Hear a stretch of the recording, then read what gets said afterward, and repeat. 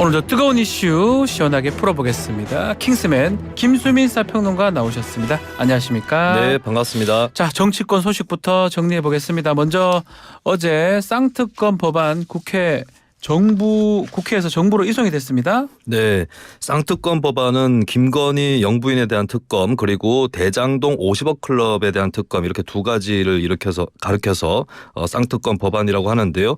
어제 4일 오후에 정부로 이송이 됐습니다.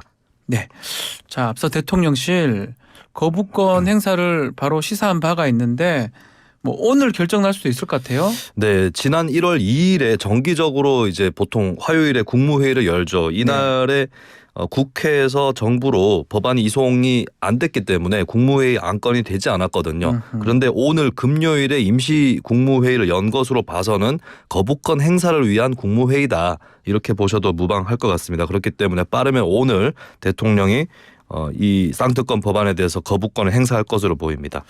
자, 민주당도 맞대응 차원에서 뭐 권한쟁의 심판도 하겠다 밝혔는데 저 재의결은 조금 시간이 좀 걸릴 것 같기도 하고요. 네, 민주당에서 권한쟁의 심판 카드를 현재 만지고 있는 것은 네.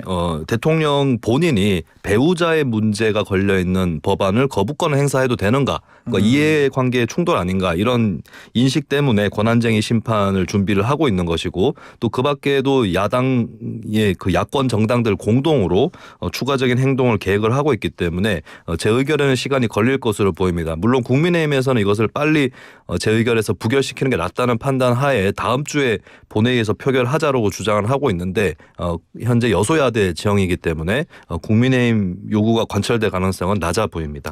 자, 민주당 소식부터 다시 전해드리겠습니다. 이재명 대표 흉기로 피습한 김모 씨 결국 구속영장이 발부됐습니다. 네, 부산지방법원의 성기준 영장 전담 부장판사는 이 피의자 김모 씨에 대한 구속 전 피의자 신문을 열고 도주의 우려가 있다라고 구속영장을 발부를 했고요. 이날 이 영장 실질 심사는 20분 만에 끝이 났습니다. 자, 김모 씨 습격 당시 범행 동기와 심경을 적은 8쪽짜리 변명문 제출했다고 밝혔는데 이게 어떤 내용인지 나왔습니까? 네, 취재진이 범행 이유를 묻자 김모 씨가 변명문을 제출했다. 그것을 참고하라. 이렇게 말을 했습니다. 좀 제목이 특이합니다. 뭐 경위서, 자술서도 아니고 반성문도 아니고 변명문이라고 되어 있는데 사실 이 변명문을 이미 김 씨가 지금 이제 체포 이후에 쓴 것이 아니라 이재명 대표에게 범행을 할 때 이미 갖고 있었던 그런 문서라고 하고요.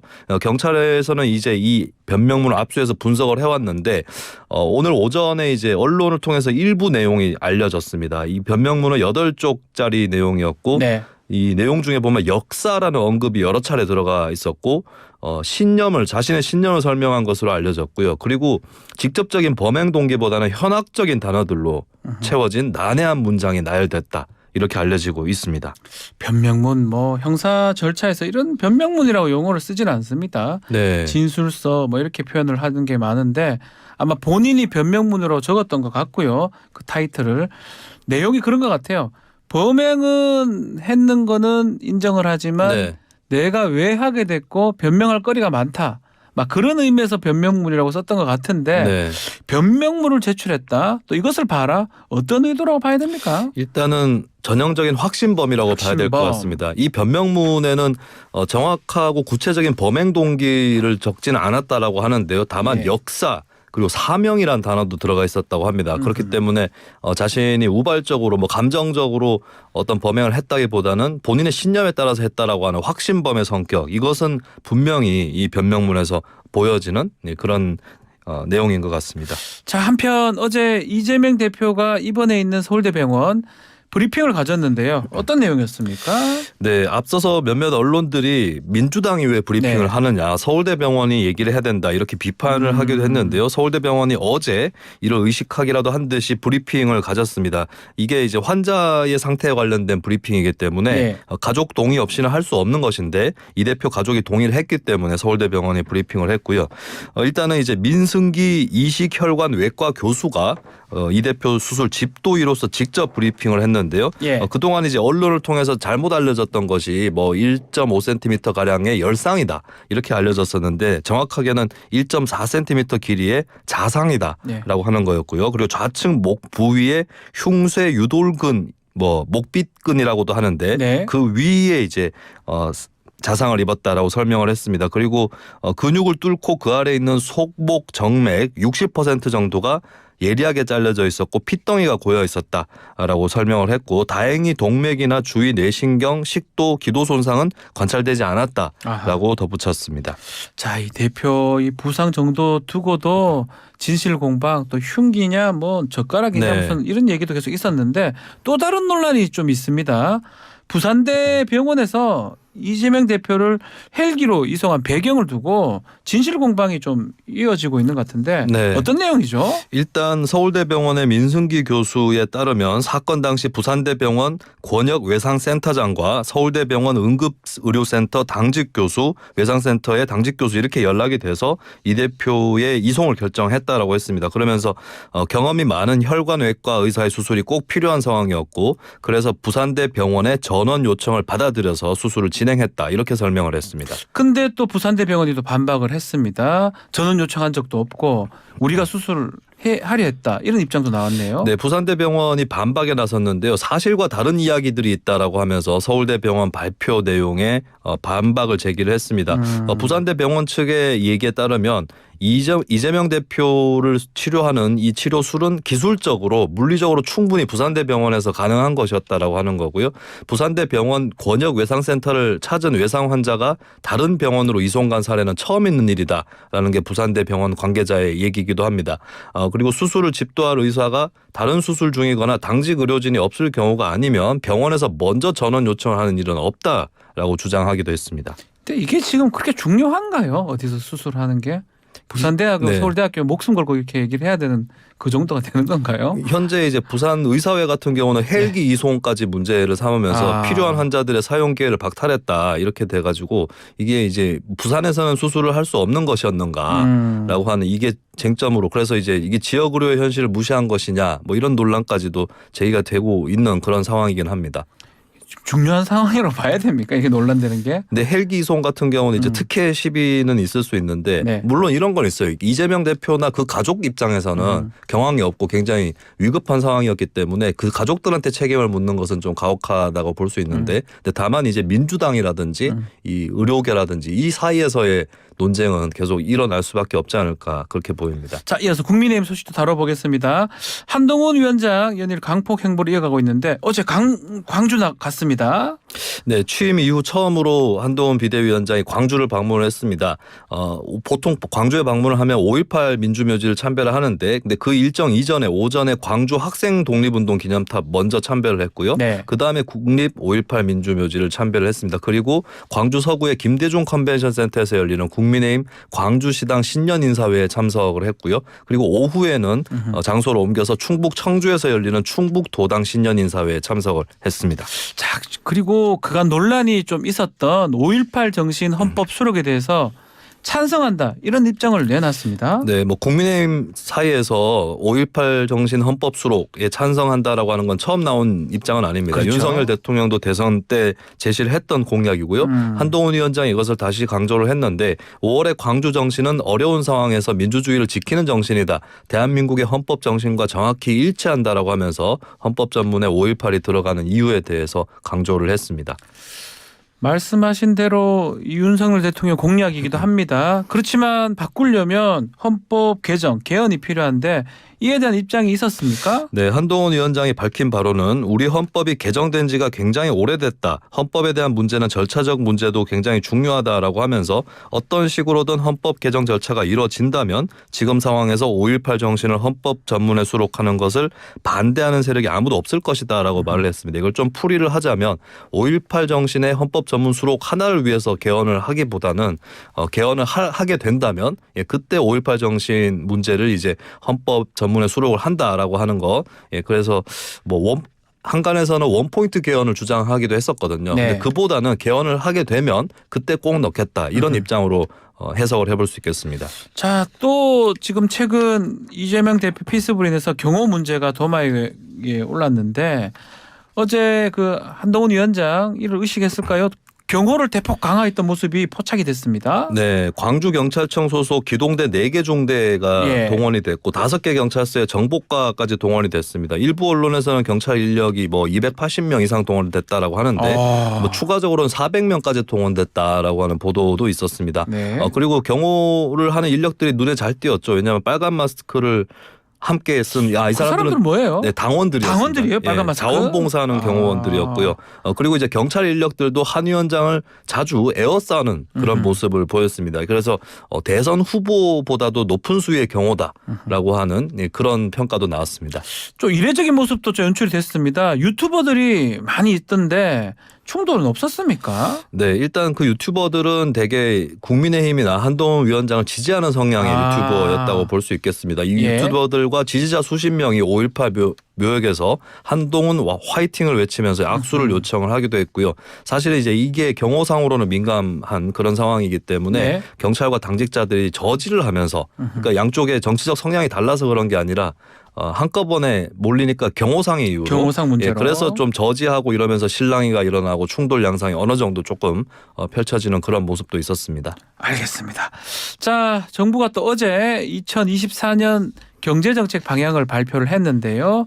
자, 이 자리에서 정부는 지난해 저성장에 이어서 올해도 2% 초반대 낮은 성장률을 예상을 했습니다. 네, 2024년 경제정책 방향에 대한 제시가 있었는데요. 네. 사실 올해의 경제성장률에 대해서 정부가 작년 6월만 해도 전망을 경제성장률 전망치를 2.4%라고 내놨습니다. 그런데 그보다는 0.2%포인트 하향 조정한 네. 2.2%를 어제 제시를 했고요.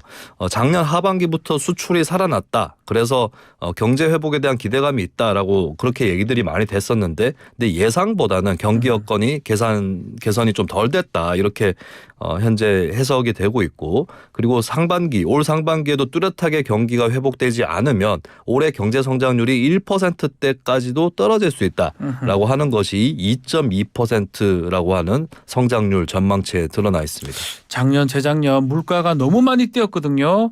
정부는 올해 물가 상승률을 2%대로 안착시키겠다 목표를 내놨는데 대대적인 물가 안정책을 내놨어요. 네, 일단 목표 수치는 2022년에 물가 상승률이 5.1%였고요. 작년 2023년에는 3.6%였습니다. 예. 2년 연속으로 높은 상승률을 기록을 한 것인데 올해는 2.6%대로 2.6%. 유지한다는 게 정부의 목표입니다. 일단은 상반기에는 중앙과 지방에서 공공요금을 동결한다라고 하는 걸 기본으로 깔고 있고요. 그리고 농축수산물 할인 지원과 에너지 바우처 지원 이런 정책이 제시가 됐습니다.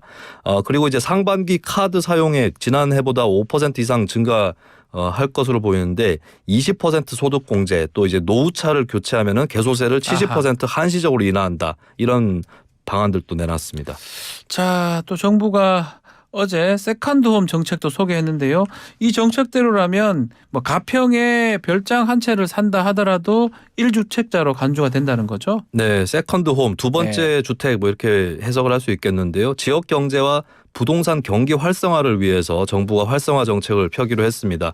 다세대 다가구이면서도 저가 주택을 갖고 있는 사람들에 대한 출구 전략으로 그렇게 해석이 되고 있는데요. 예. 이를테면은 1주택자가 인구 감소 지역에 주택 한 채를 추가로 사는 경우에 그냥 변함없이 2주택자가 아니라 1주택자로 1주택자. 간주를 해서 세제상의 특례를 적용하는 방안입니다. 그러면 어느 지역을 인구 감소 지역으로 지정을 할 거냐 했을 때 뭐 부산 영도, 경기 가평, 인천 강화, 강원 양양, 경북 울릉 이런 곳을 포함해서 89곳 정도를 지정을 할 것이고요. 인구 감소 지역으로 지정을 해서. 예, 그렇습니다. 그리고 구체적인 적용 지역이나 가액은 추후에 발표를 할 예정입니다. 그리고 서민과 중산층을 대상으로 한 실버타운 공급 활성화 방안도 마련하기로 했습니다. 자, 새해를 맞아 정부는 좀 국민들에게 올해 정책 소개하는 시간도 갖고 있는데요. 대통령실이 정부 각 부처에 새해 업무 보고를 좀 민생 토론회로 진행한다는 얘기가 있습니다. 네, 보통 새해 업무 보고는 부처가 설명을 하고 대통령이 청취하고 이런 형식으로 이루어지는데 이번에는 민생 토론회 방식으로 진행을 한다라고 합니다. 그러니까 여기서 중요한 부분은 이제 쌍방간의 토론이라는 점이고 그리고 부처의 당국자나 대통령실 관계자뿐만 아니라 일반 국민도 함께 참여한다라고 하는 이 현장 중심의 토론회다라고 하는 점이고요. 네. 다만 이제 이걸 바로 생중계하지는 않고 녹화본을 떠서 예, 그것을 이제 다른 국민들도 볼 수 있도록 내보낸다라고 하는 계획입니다. 자, 마지막으로 스프레이 낙서로 얼룩졌던 경복궁 담벼락 19일 만에 깨끗하게 복구가 됐다는 소식이 있습니다. 전해주시죠. 네, 문화재청은 어제 낙서 제거와 긴급 보존 처리 작업을 위해서 경복궁 영추문 그리고 국립고궁박물관 쪽문 이쪽에 설치했던 가림막을 걷어내고 복원 현장을 공개를 했습니다. 네. 낙서 발생 후 12월 중순부터 문화재청은 보존 처리 전문가들을 동원해서 복구 작업을 벌였는데요. 19일 만에 복구가 완료됐고 그동안 평균 투입된 인원들을 세어보면 하루 평균 29.3명 네, 하루에 30명 가량이 투입이 돼서 이 고생을 했다. 예, 이 결과를 알 수 있습니다. 이 지금 복구 비용이 억소리가 난다고 하던데 네.